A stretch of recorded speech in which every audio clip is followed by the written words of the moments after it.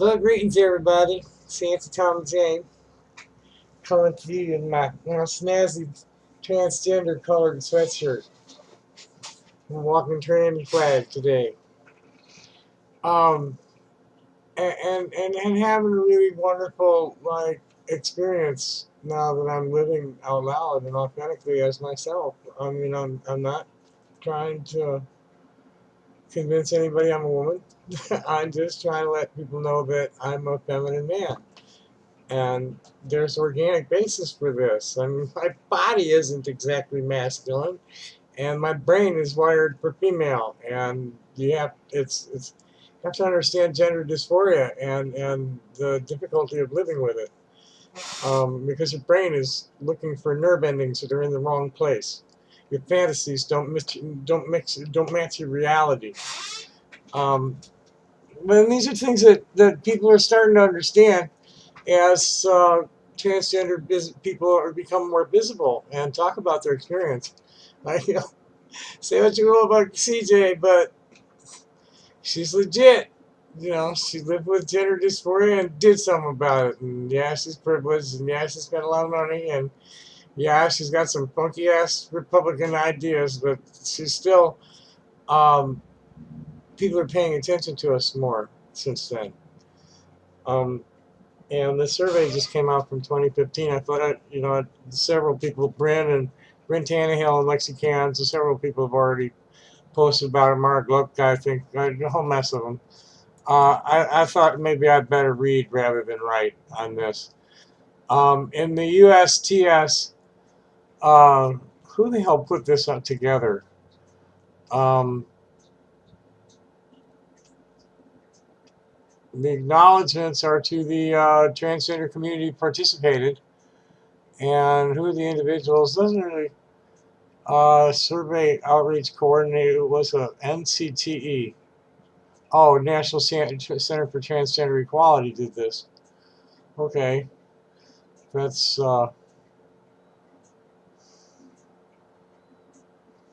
I filled it out. I'm pretty sure. I know I filled out some. I've got a couple of them. The executive summary says this is the largest survey examining the experience of transgender people in the United States with 27,715 respondents from all 50 states, District of Columbia, American Samoa, Guam, Puerto Rico, and U.S. military bases overseas. Conducted in the summer of 2015 by the National Center for Transgender Equality, USTS was an anonymous online survey for transgender adults 18 and older in the United States, available in English and Spanish. USTS serves as follow-ups of the groundbreaking 2008 and 9 National Transgender Discrimination Survey, which helped to shift how the public and policy makers utilize the transgender people and the challenges they face.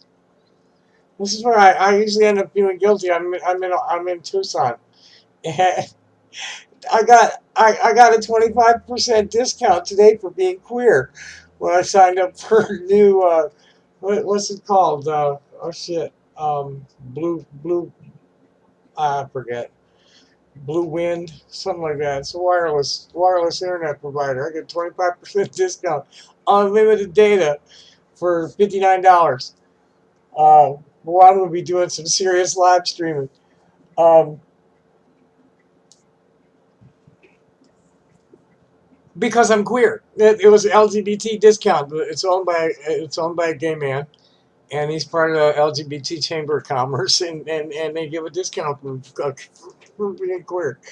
Yippee! That was the first time in my life I ever profited from being queer.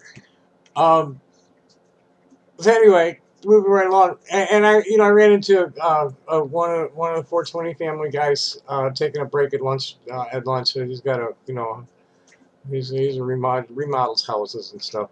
And I saw him, yeah, I had a little chat with him and saw Lizzie at Silver Sea, and just a jolly time.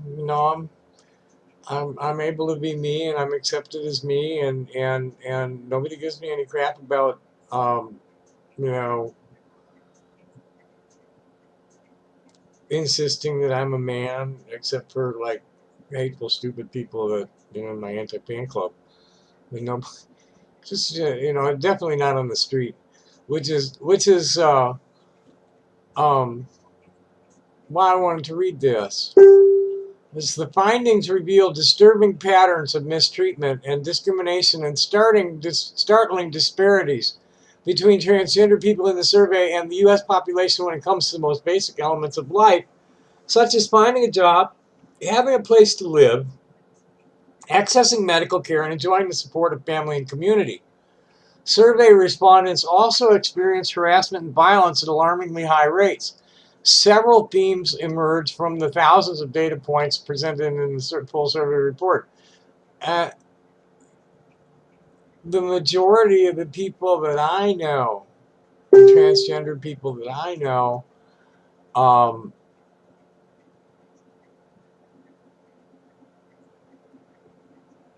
there are employment problems. There are housing problems. Accessing medical care problems. All of the above. You know, I have I don't even try to find a job. I'm an artist.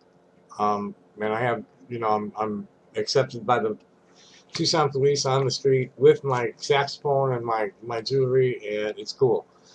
And I have a place to live, and I don't even need to go into that, but I had to put my foot down with them about I'm not Tom. Tom's no fun.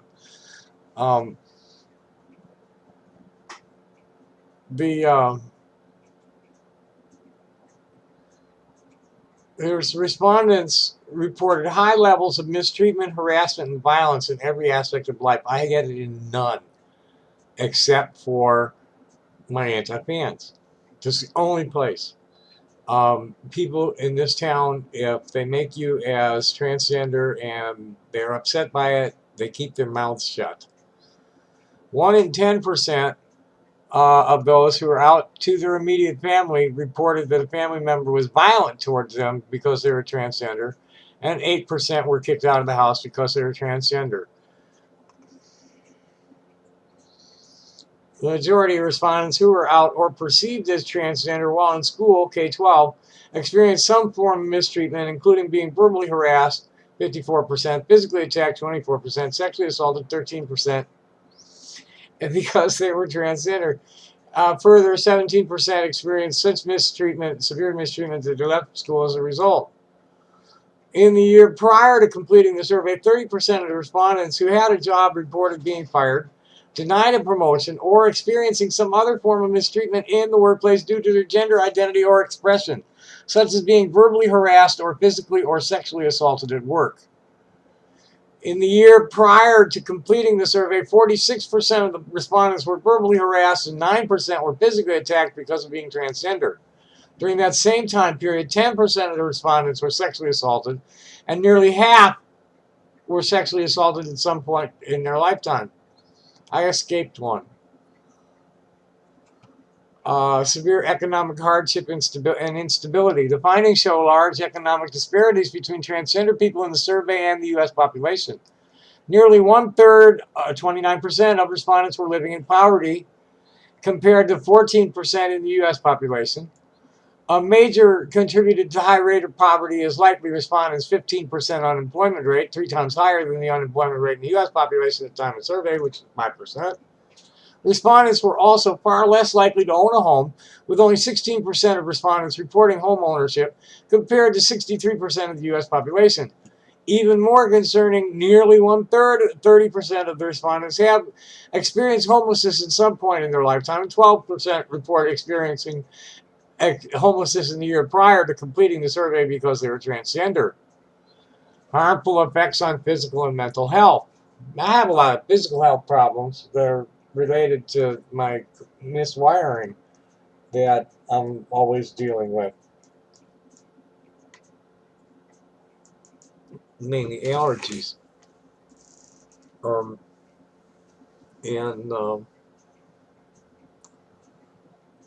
let's call it digestive, just excretory problems sometimes. Anyway, but and the mental health is problems are due to the abuse Or in my case, it was, and this is real common with the kids, is when you force them into the a wrong gender role, they get like psycho. Yeah, I was subject to panic attacks and outbursts of rage, and I go totally off the deep end sometimes because, like some people, my anti-fans think I'm a meth head, man. That's my juices. I don't need to do meth to get like that. I just stress me out, and I get like that. Um. Anyway, let's see what the survey said. The findings paint a troubling picture of the impact of stigma and discrimination on the health of many transgender people.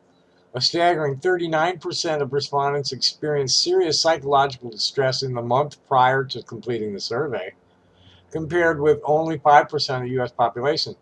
Among the starkest findings is that 40% of respondents have attempted suicide in their lifetime, nearly 9 times the attempted suicide rate in the U.S. population, which is 4.6%.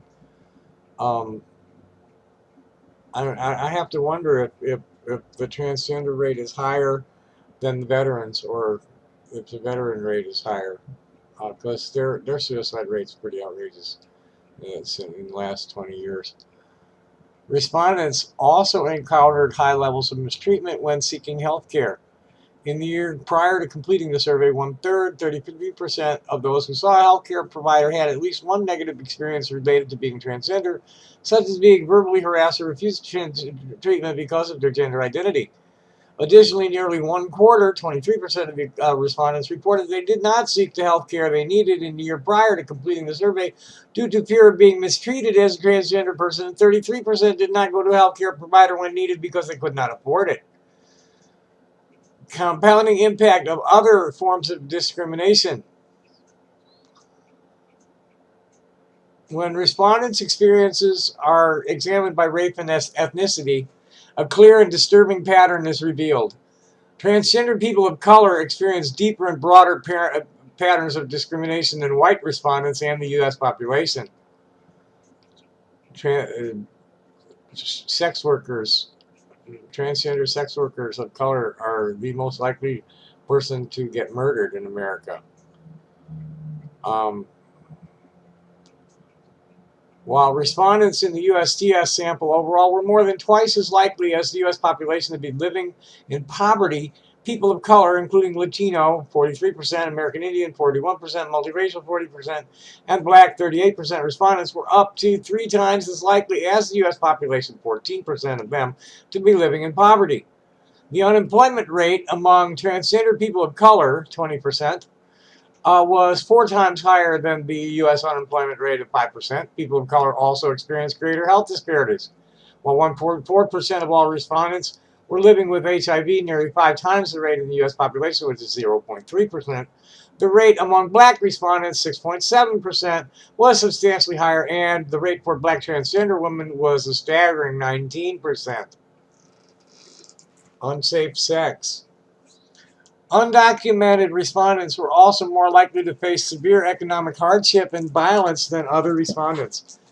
Prior to completing the survey, nearly 1/4, 24% of undocumented respondents were physically attacked. Additionally, 1/2, 50% of undocumented respondents have experienced homelessness in their lifetime, and 68% have faced intimate partner violence. That's a large number of the homicides have been by abusive partners.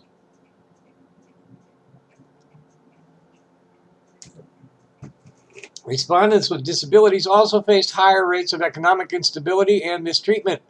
Nearly 1/4, 24%, were unemployed, and 45% were living in poverty. Transgender people with disabilities were more likely to be currently experiencing serious psychological distress, 59%, and more likely to have attempted suicide in their lifetime, 54%. They also reported higher rates of mistreatment by healthcare providers, 42%. Let's see how much of this do we got to read here. Well, just the summary is plenty, because the rest is data.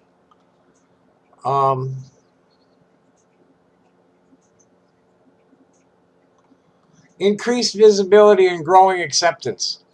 Despite the undeniable hardships faced by transgender people, respondents' experiences also show some of the positive impacts of growing visibility and acceptance of transgender people in the United States. That is the feeling among my friends who do have their shit together in various places in the country, is that no way is Tucson going to go backwards from where it is today.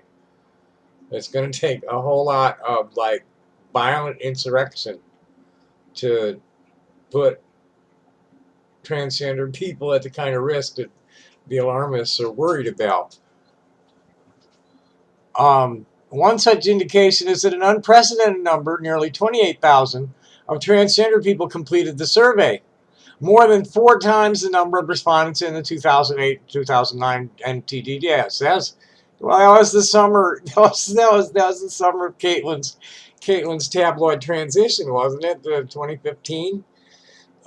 This number of transgender people who elevated their voices reflects the historic growth in visibility. And hey, we had a transgender person addressing the Democratic convention. What's her name? Sarah McBride. So, you know, come on. It had him at the White House last year. The transgender community has been the historic growth in visibility that the transgender community has seen in recent years. Additionally, this growing visibility has lifted up not only the voice of transgender men and women, but also people who are non-binary, which is a term that is often used to describe people whose gender identity is not exclusively male or female, including those who identify as no gender, as a gender other than male or female, or as more than one gender. With non-binary people making up over 1/3 of the sample, the need for advocacy that is inclusive of all identities in the transgender community is clearer than ever. I'm one of them non-binary people. I don't like going there, but I definitely have a male side, okay? And you know, sorry if I'm not femmy looking enough, but that's the way it is. And it's organic. It's not something I chose to do.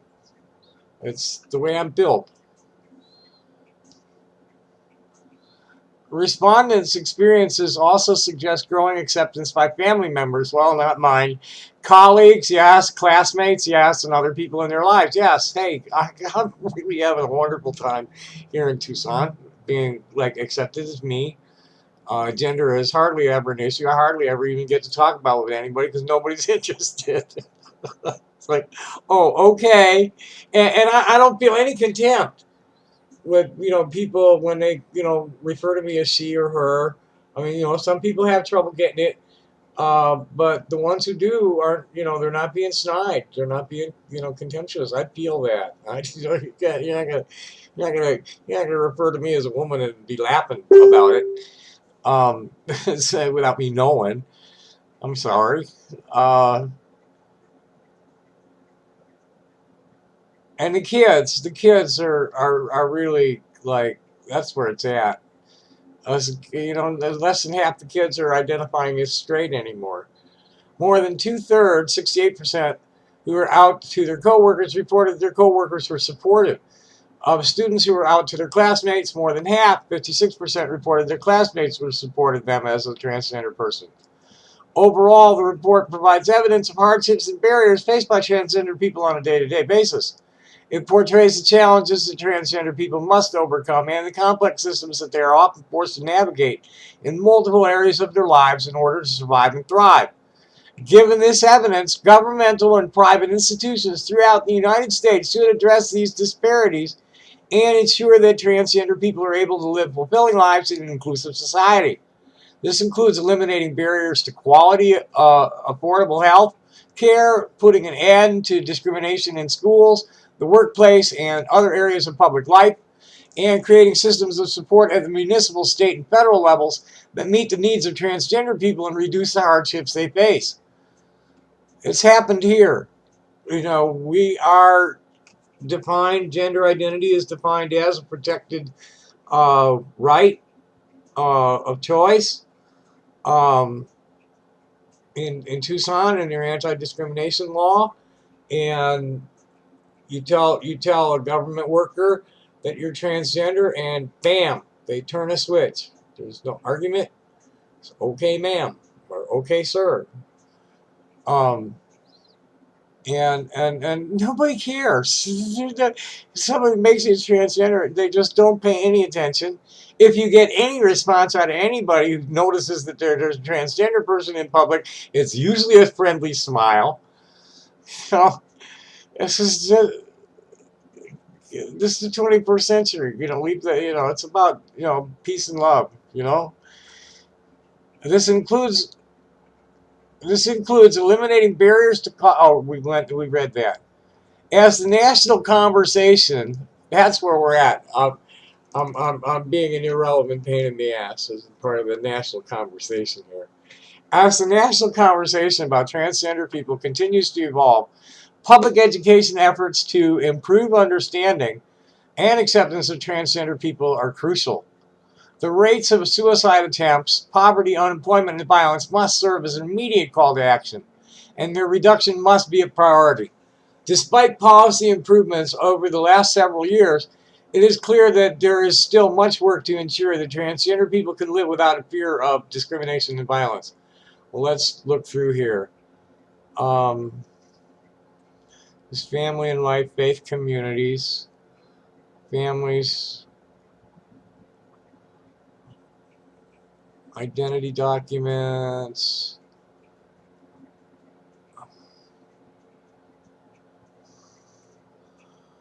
health insurance, suicide rate, HIV, schools. Yeah, that's all the stuff I just talked about. This is the actual data. Oh, but now it's going into it.